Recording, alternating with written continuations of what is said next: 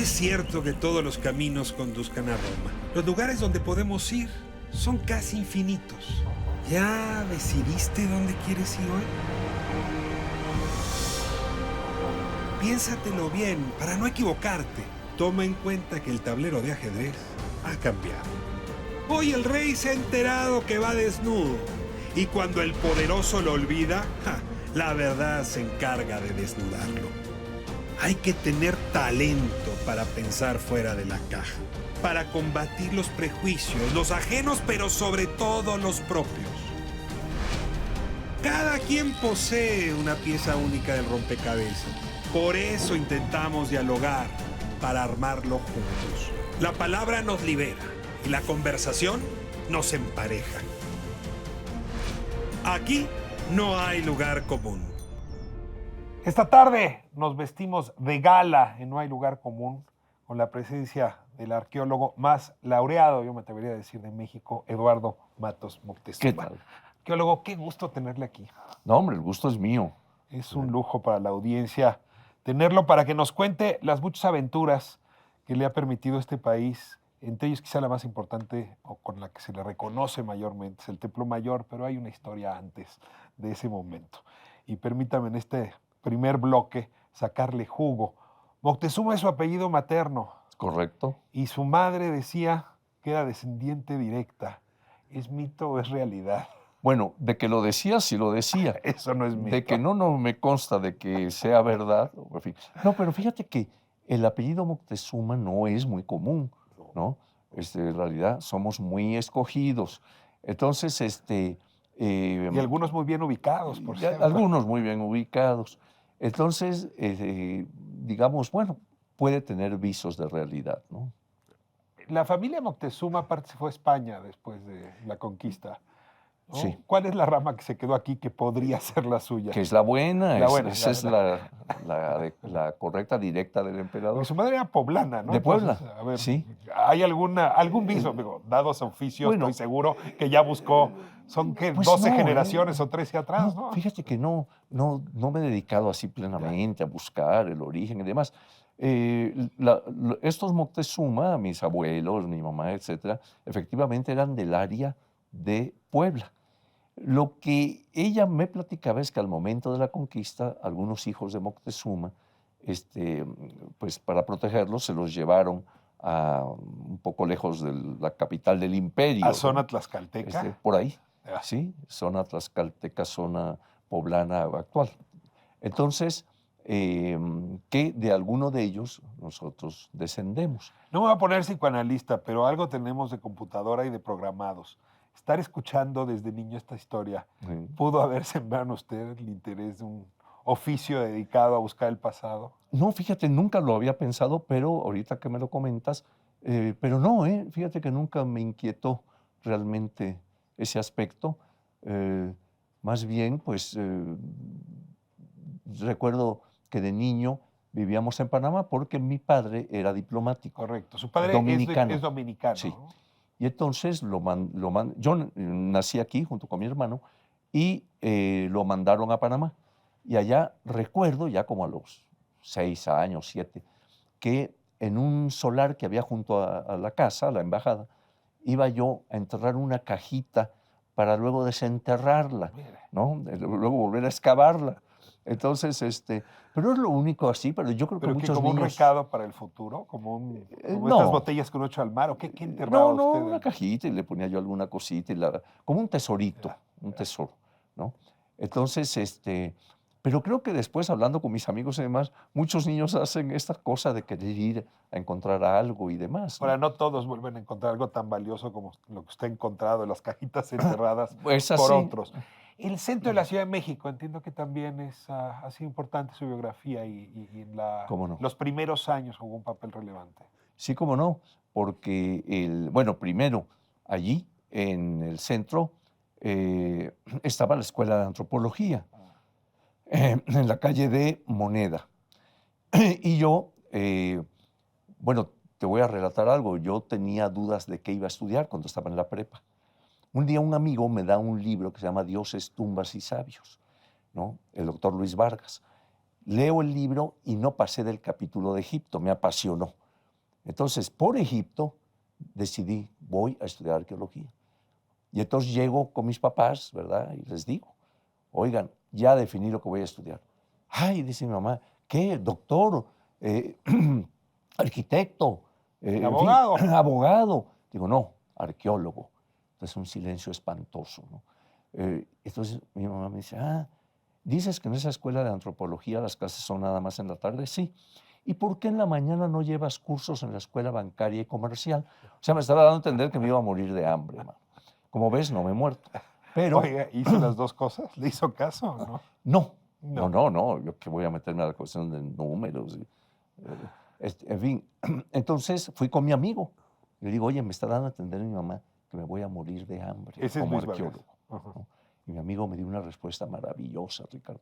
Me dice, ¿sabes qué? A lo mejor sí te mueres, pero te vas a morir muy contento porque hiciste lo que tú quisiste. Entonces, fíjate que eso yo se lo he repetido a lo largo de mis 60 años dentro de la arqueología, desde que yo estudiaba, a muchos jóvenes que se me han acercado y dicen, no, es que fíjese que mis papás me dicen que me voy a morir de hambre. Y le digo, pues ahora y le cuento esto. O sea que no me morí. Es un oficio feliz. ¿Por qué? Bueno, mira, primero la arqueología es esa búsqueda del pasado, ¿verdad? Que tú vas reconstruyendo en base a la información que estás encontrando, ¿no? A través de técnicas muy sofisticadas, muy refinadas. La gente a veces piensa que es nada más llegar con pico y pala y sacar tierra. No. Tiene que ser de una delicadeza absoluta, a veces hasta con pincel nada más, porque si tú te pasas un poco, estás perdiendo información. Estás destruyendo el pasado. Estás que destruyendo nadie el más va a pasado. poder recuperar. Correcto. Y luego la interpretación, que también Sí. entiendo tiene que ser muy cuidadosa Sí. para no mentir. Ese es un aspecto muy, muy importante, ¿no? En la medida en que tú recabes bien, adecuadamente, con tu técnica adecuada, tu información, tu interpretación va a estar mejor fundamentada, mejor basada. Entonces, desde esa perspectiva, ¿verdad? Esa información, junto con una serie de ciencias que apoyan a la arqueología, la geología, la química, La forense. en fin. Sí. Entonces, tú tienes mayor información, mayor solidez en los datos. Entonces, eso te va a impedir que inventes. Es decir, está vedado inventar, tienes que basarte en la información. Ahora, la circunstancia importa, ¿no? Si no es lo mismo descubrir el Templo Mayor en 1914 que hacerlo en los años 70, 80. Manuel Gamio en 1914 ya anunciaba que en efecto en la calle Guatemala habría algo, pero pues en 14 estábamos en plena revolución. Sí. Y supongo que también la técnica no ayudaba mucho. Entre Gamio y Matos, ¿qué hay en medio? Bueno, efectivamente don Manuel encuentra el Templo Mayor y es el primero que lo asevera. Encuentra una esquina. ¿No había ningún indicio previo? No. Es más, no había documentos, no había narración, no había... Se desconocía en dónde había quedado el templo porque Cortés lo había arrasado por razones ideológicas, ¿verdad? Era lo que simbolizaba la obra del demonio, como lo consideraban los cronistas del siglo XVI, los frailes. Podía suponerse que estaba debajo de la catedral.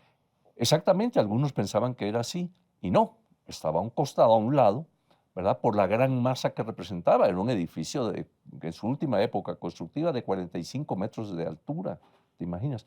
Y 82, 84 metros por lado. O sea, una masa arquitectónica enorme. Entonces, cuando la arrasa prácticamente, las diversas etapas constructivas y demás, ¿verdad? Allana el terreno y lo reparte para las construcciones de algunas casas de sus capitanes, de sus allegados. Entonces, se borra toda traza de donde estaba el Templo Mayor. Entonces, gracias a don Manuel Gamio, es cuando encuentra aquella esquina y él dice, aquí es donde está el Templo Mayor. ¿Qué lo lleva a pensar que ahí está? Porque encuentra algunos vestigios, pocos, por cierto, pero él tenía una gran intuición, un conocimiento amplio, y encuentra, por ejemplo, pequeñas almenas de las que decoraban el templo. Vestigios arquitectónicos. Sí, arquitectónicos, en fin. Entonces él dice, yo no tengo duda de que aquí está el Templo Mayor. ¿Por qué transcurren tantos, no años, tantas décadas Sí, para que el esfuerzo organizado de la ciencia y la antropología permitan descubrir el Templo Mayor? exacto. Bueno, porque es un área muy poblada Ah. del centro de la ciudad, entonces no se podía extender excavación. Inclusive la esquina que la encuentra queda abierta y está allí durante todos esos años. La gente llegaba, visitaba ahí esa Se esquinita. asomaba. Sí, sí, se asomaba, en fin. Hasta que ¿Qué es la viene esquina de de Tacuba, Guatemala Guatemala, y Argentina. Argentina? Año en que gobernaba el presidente José López Portillo. Cerca de esas fechas, el Golfo de México nos regaló Cantarell, que fue una de las grandes aportaciones de los años 70, Sí. y el descubrimiento, el redescubrimiento del Templo Mayor a cargo suyo. Sí. Bueno, corría el año de 1978 cuando en la madrugada del 21 de febrero, o sea, se acaba de cumplirse 41 años, obreros de la Compañía de Luz y Fuerza están haciendo en el turno de la madrugada obras para colocar ahí unos cables, unas cosas, en esa esquina de Guatemala y Argentina, digamos a un costado de la catedral. Y están en esa tarea cuando de repente pegan con una piedra. Detienen el trabajo, en vez de romper ahí con estas máquinas y ya colócalo, era el turno de la madrugada y ya vámonos a dormir. No, detienen el trabajo, limpian y se dan cuenta que es una piedra que tiene grabado en la parte superior. Detienen el trabajo ¿Quiénes son esos héroes de la Compañía de Luz y Fuerza del Centro. que estaban acostumbrados a trabajar en el centro Era de el la turno ciudad? de la madrugada, imagínate.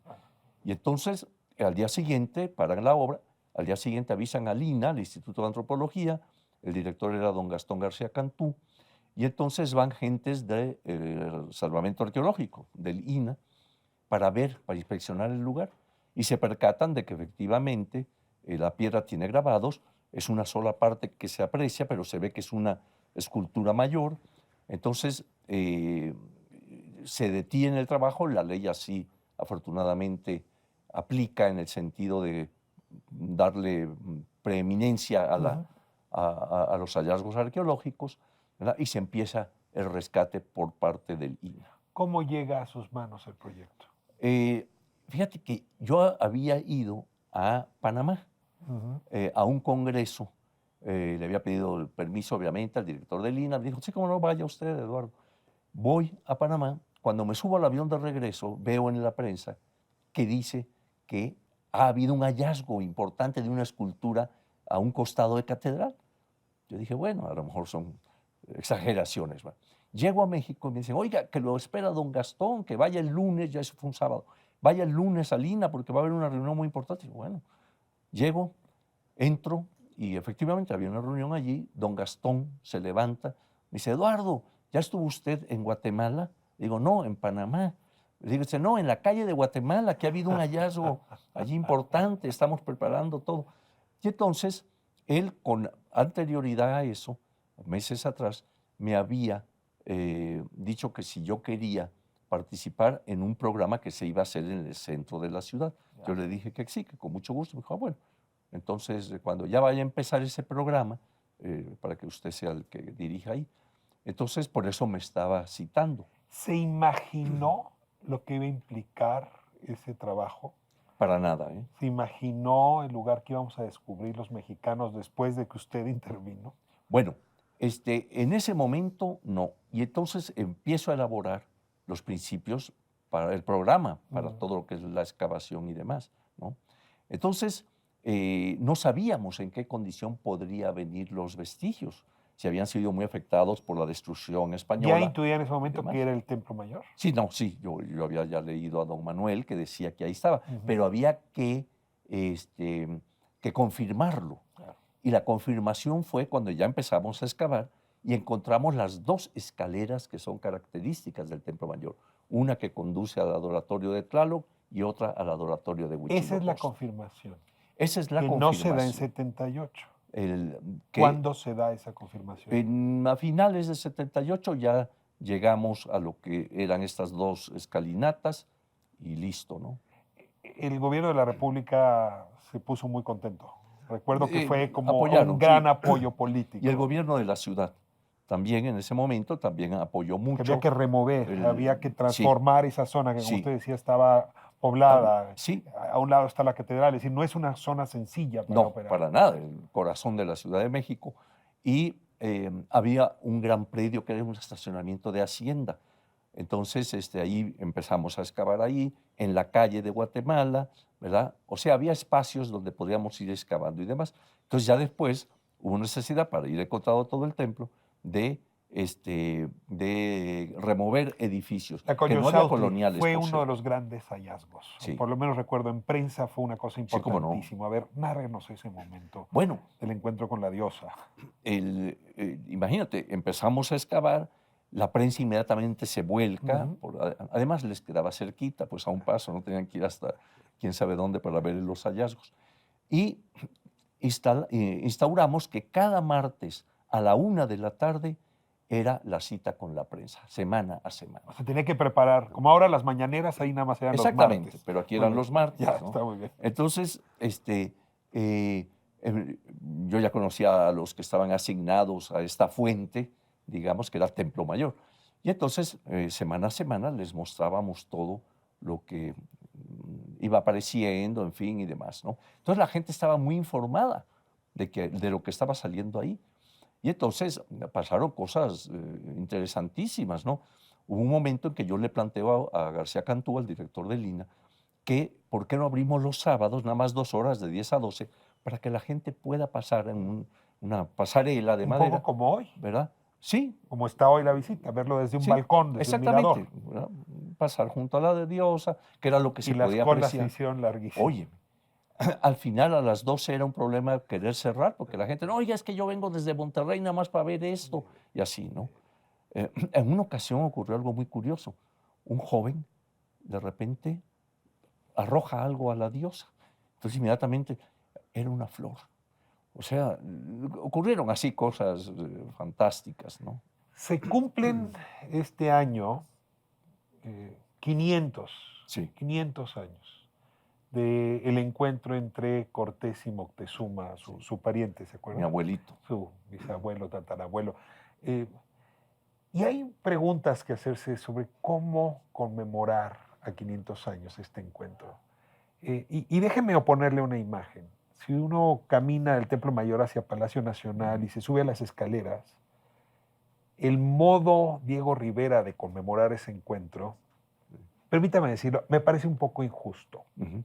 ¿No? O sea, muy cargado, en mal sentido, hacia uno de los, digamos, Contendientes. representantes del encuentro y muy agresivo contra el otro. ¿Cómo nos diría Eduardo Matos que deberíamos revisar la historia, ese momento de la historia?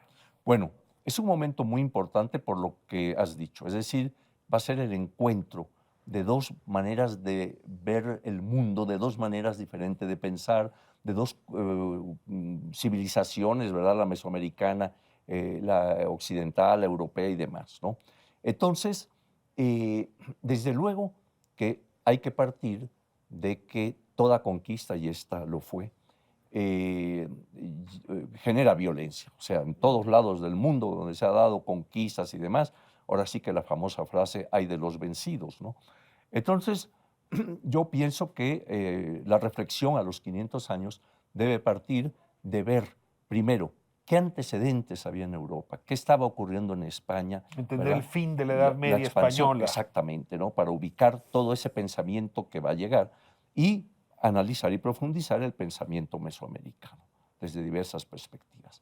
Entonces, inmediatamente después, pues analizar y ver todo, digamos, el proceso que se dio desde que Cortés llega a Cozumel y después a Veracruz, ¿verdad?, para iniciar la conquista de México. Ahí se han creado muchos mitos que nos los hemos creído y no tienen razón. Por ejemplo, se dice que Cortés quemó las naves, nunca las quemó, las encalló, las Bueno, embargó. ahora se están buscando las naves.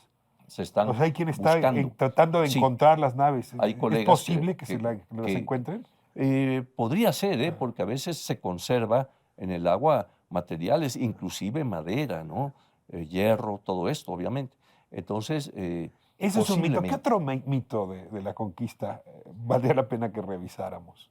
Bueno, mira, es que hay varios, ¿no? La Dicen, idea de Moctezuma como un hombre débil, diletante, falto de carácter.